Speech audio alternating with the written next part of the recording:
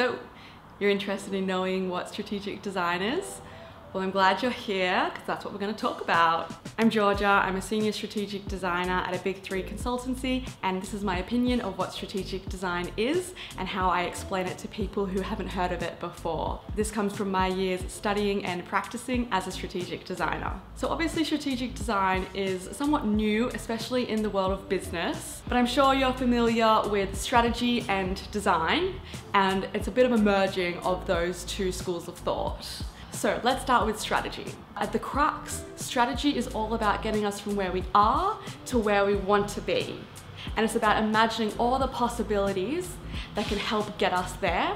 And then it's about making informed choices about which ones we want to tackle and therefore how we are executionally going to get to where we want to be.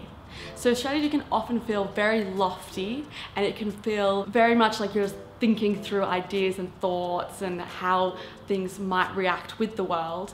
But that is all very important to actually get to that end goal of where we want to be, because without that, we are essentially just kind of like going in blind and hoping something might work out.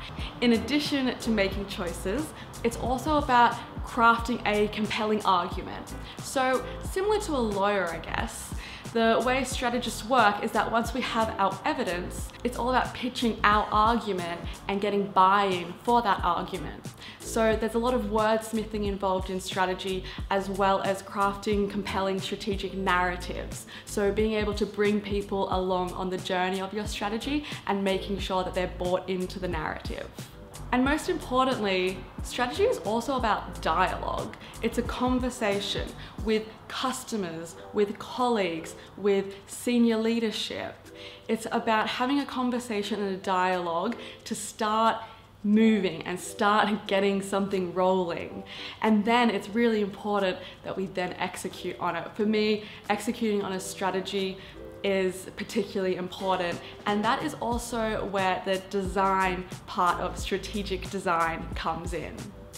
So design, that is a huge field. There are fashion designers, product designers, visual designers, user experience designers. There's so many different designers. But at the end of the day, there is one thing that binds all of those designers together. It is the methodology, the principles, and the approach to design that is executed among all of those disciplines. So I'm trained as a visual designer, and I moved into strategy out of curiosity for what was in the strategy world. But I wanted to keep a lot of that design background that I had and that way of thinking that I had been trained in. So that is the way of thinking that I bring to strategy and business problems. Hence the strategic designer. And of course, if you want some more context about what a strategic designer does on a day-to-day basis, you can watch a video that I'll link that is a day in the life of my job as a strategic design consultant. But back to design. There's so many schools of thought and philosophies and history to design, and I definitely want to touch on all of that in another video. But because we're talking about strategic design in this, I'll keep it specific to human-centered design. And what that's all about is making sure that what is put out into the world is actually built for real people, real humans to use and interact with. And then we have design thinking, which is obviously a huge buzzword that has been through the ringer, and there's so much misinformation about it. So I won't go too much into detail about that because that's a story for another time. But essentially it is applying the design methodology and approach to business problems. So design thinking it's just a way of thinking. It's a way of acting in the world because you understand the importance of design and the role design plays in making a better, more systematic world. Simply put, design thinking is just an approach to problem solving. So you might have problems that have been resisted by people or haven't worked when they've been put out into the world.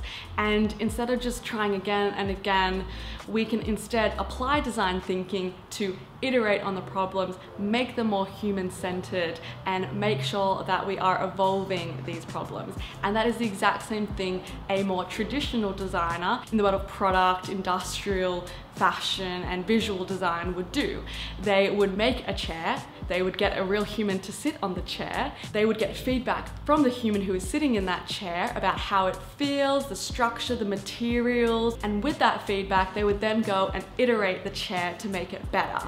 And they would do this as many times as is necessary to design the perfect chair.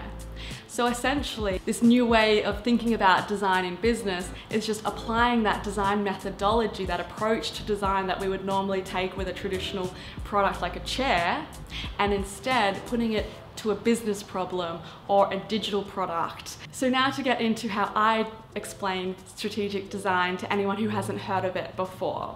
Obviously, if they don't have the time to get that spiel up front about how strategy and design are separately their own schools of thought, then I just dive straight into this explanation. So when I think about how strategy intersects with design, I start with strategy. So strategy is all about getting us from where we are to where we want to be. And then it's about imagining all of the possibilities that we can take to get here. So then how does design intersect with this really simplified strategy model? Well, these possibilities can actually be crafted through human-centered design and design thinking. So that's where design actually comes to play a role in strategy. So instead of just kind of imagining those possibilities from thin air or looking at what's already being done and feeling like you're kind of copying what is already out there and not really thinking of anything new, you can use human-centered design and that design approach I spoke about earlier in terms of a designer designing a chair, and you can go speak to real people. So strategic designers tend to do a lot of design research. So that involves speaking to real people, applied ethnography, qual and quant research, ideation, co-creation with clients and customers, all in an effort to make sure that where we're heading to and all those possibilities that we've imagined are informed by real human feedback, and therefore our strategic argument becomes more compelling and we become more confident in where we're heading because we have real feedback. It's not just our thoughts scattered on a page, it's true user feedback. So that's where the design part of strategic design comes into play. And then as I mentioned, the next part of strategy is making those choices.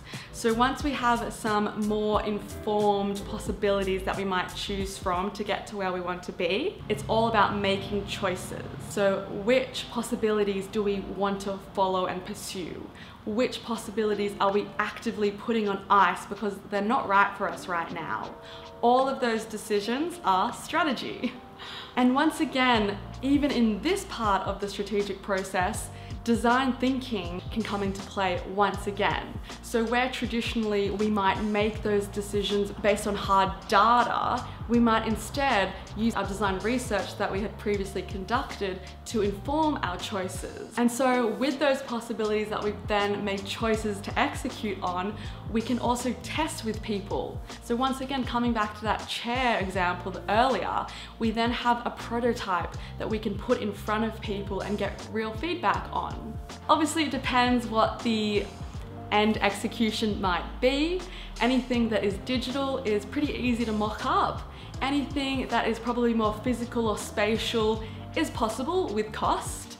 And then anything that is more theoretical, there's ways to show that as well through different tools that we can use in our arsenal to help transport someone to that way of thinking that we're heading towards. And then once again, with that feedback, we come back to that more traditional strategy part and we craft that compelling argument as to why this strategy is the one to go forward with. And what that means is that instead of making rash decisions and quickly executing on something for the sake of execution, we are instead making really informed choices and we have a direction that we're heading in. So hopefully that made sense to you. Obviously, if you have differing opinions, please share them. I'm always open to discussing and learning from others. I find that weaving design through the strategy process is personally really enriching. I love doing it. And it's important to remember that it is impossible to predict the future. So no matter where you think we should be heading, things will always be changing. But that's what I love about strategic design, because it feels lofty and ambitious, and like a world of possibilities are available to us.